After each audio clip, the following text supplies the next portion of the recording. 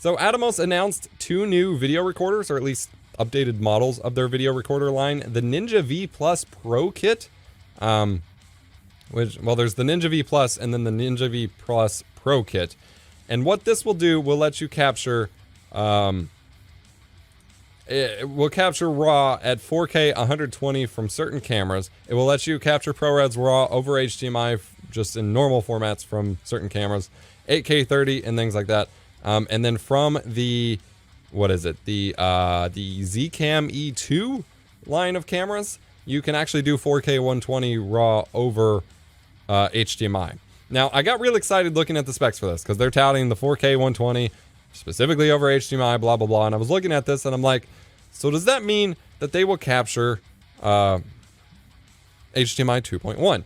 They do not. It is still HDMI 2.0 as specified on B&H's actual specs list for this product.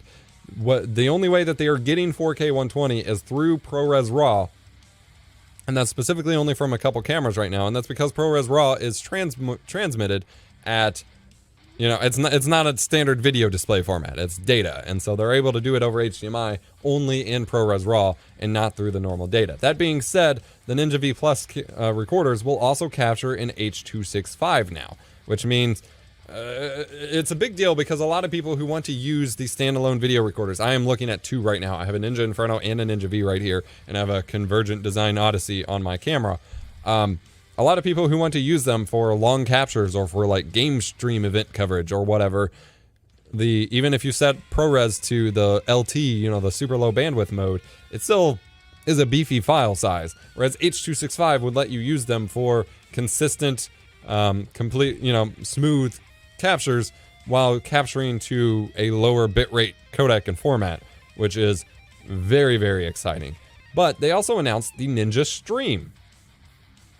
So you have the V Plus, the V Pro, and then you get the Ninja Stream, which they don't really have a whole lot of information about, but basically it will record both ProRes and H.264 or 5 proxies. So you can use those as proxies, which I think is silly because if you're recording in ProRes, you don't need proxies. Unless, like, specifically for offline editing. But in terms of you're editing the source footage stored in your computer, you do not need proxies to edit ProRes. ProRes is usually the proxy format. I always find that a little weird, but it's an option. And they call it proxies, but you could use it for social media uploads or whatever. But you can also share the video feeds over Wi-Fi and Ethernet and live stream around the world. And so the wording for this is super bizarre because it says video feeds are shared with others on set via Wi-Fi to devices and Ethernet 1 gig up to 300 meters. This allows you to live stream your content around the world without the need for a computer. Well, on set and around the world are very different wording. And so, you know,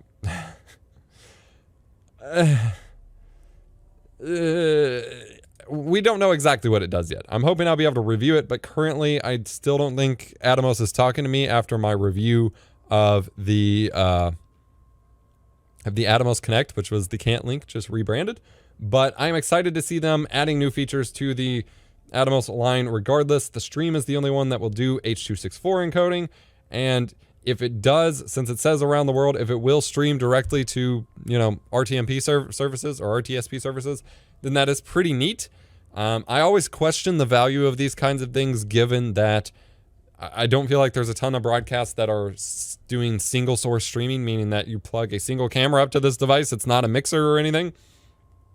So you plug a single camera and an audio mixer up to it and you stream it out. Like, I feel like that use case is more niche than it seems based on these products, but products getting more and more streaming support built in is only a good thing overall. So I am excited regardless. And these are not too terribly expensive. That being said, I was really hoping for an 8K 60, 4K 120 HDMI 2.1 Ninja product or Shogun product.